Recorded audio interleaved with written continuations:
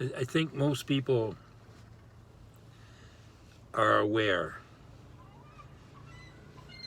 that we're living in a controlled environment and we have very little to say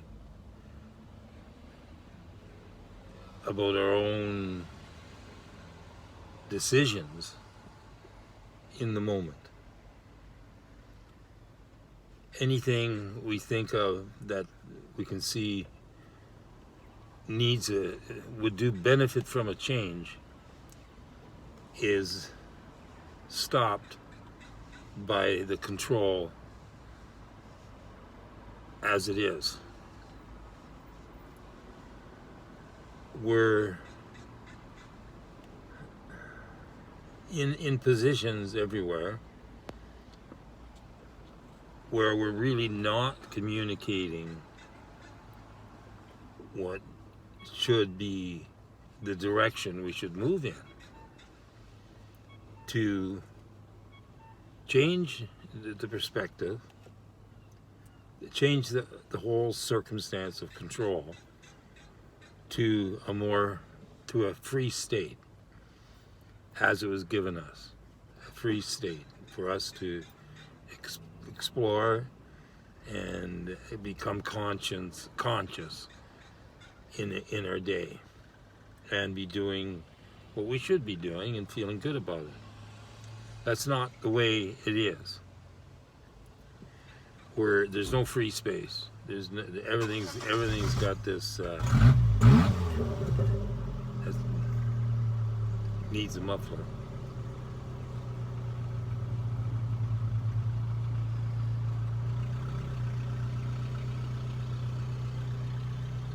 Everyone has a perspective where they are.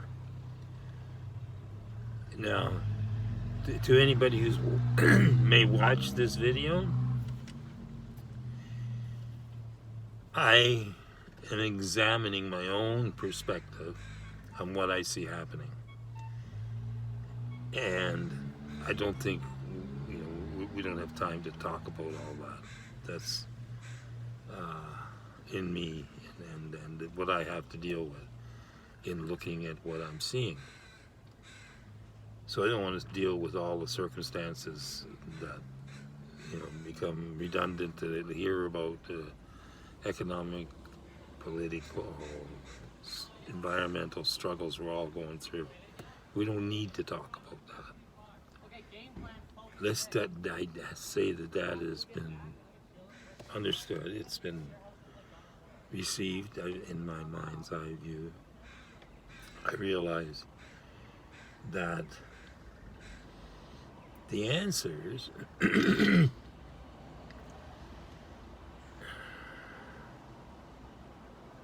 don't really deal with why we're questioning this, why we are in a state where we really I don't think we trust the future.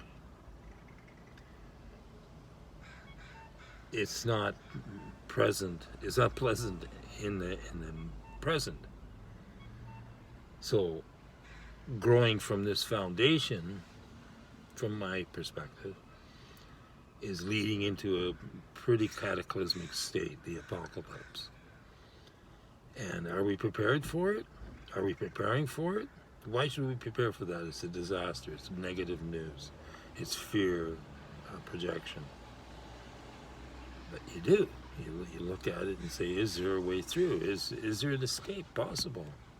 Is there a way out of present controlled conditions into somewhere where I want to be, and I'm happy to involve myself in my own environment? Not so here. This is all controlled environment. Everything's laid down to you, and you have to obey the rules, or you have to go into some sort of process to change them. I did that. I tried to change them from a political perspective. I tried to change it from a spiritual perspective, and I'm at a loss. I don't quite see, well, I do see a way through it, but I don't see how to reach the people that are necessary to make it happen.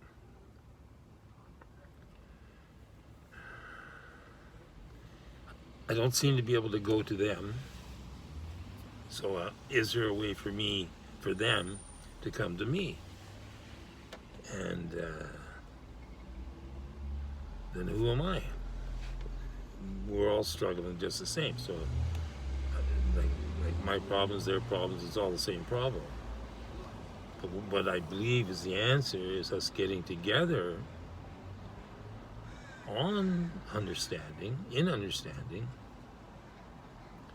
and act to make a real change. And I see a way to do this. How we could all realize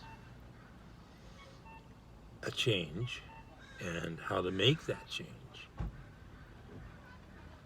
is the message that I'm trying to get out now, because it is an answer to our present condition, to change it to a better,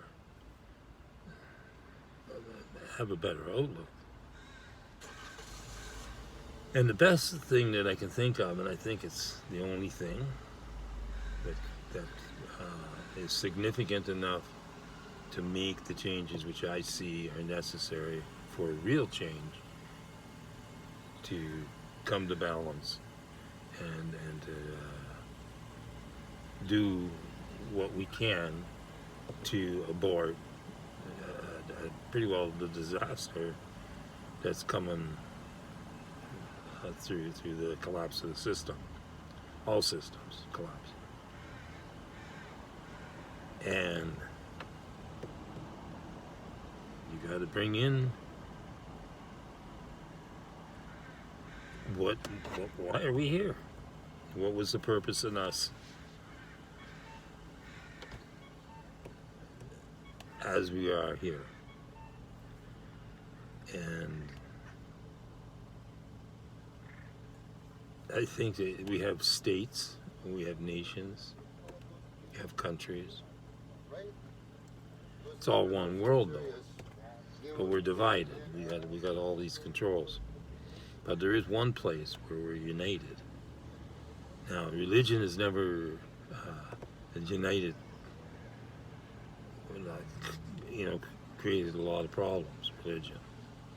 And it's basically because they never really understood. And there's all misinterpretations. They're misreading it. They're misunderstanding it. And so the religions have, created lots of problems. And people don't want anything to do with religion, and the churches are all empty. Well, around here anyway, they're empty.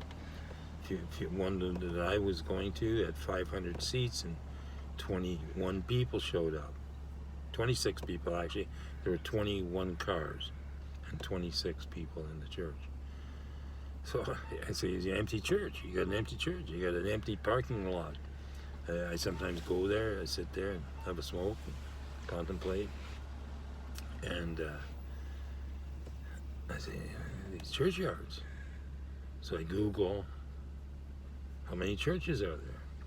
And I get an answer, 35 million. I divide the population of the world into 35 million, and you see there's enough room in the churches to basically everybody could communicate in.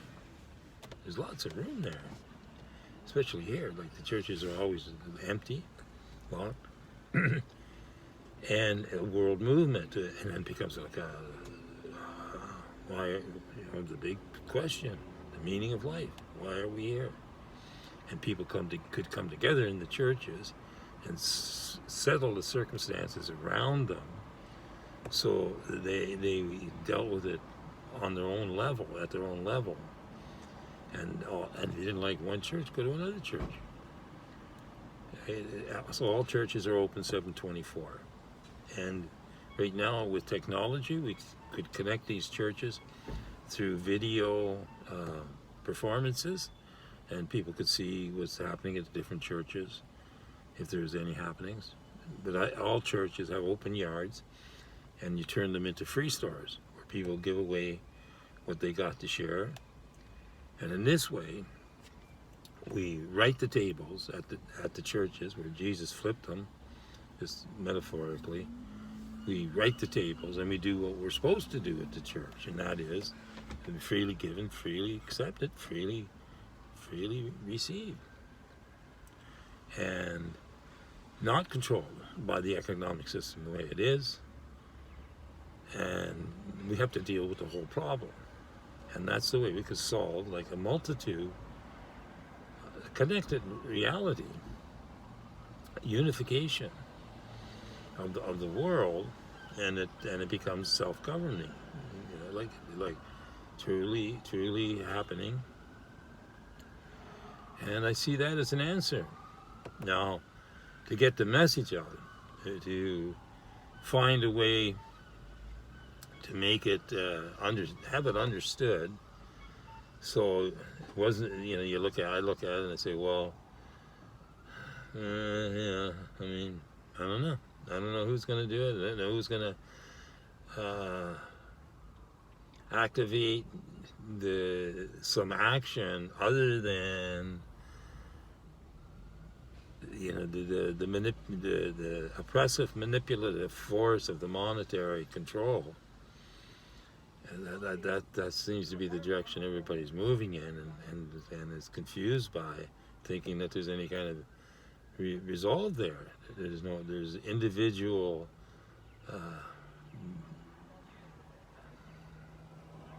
manic control, what it becomes, in fear and threat all the time. So we change that. So the churches are God's answer, God's houses, and that's a practical way we could move to challenge change.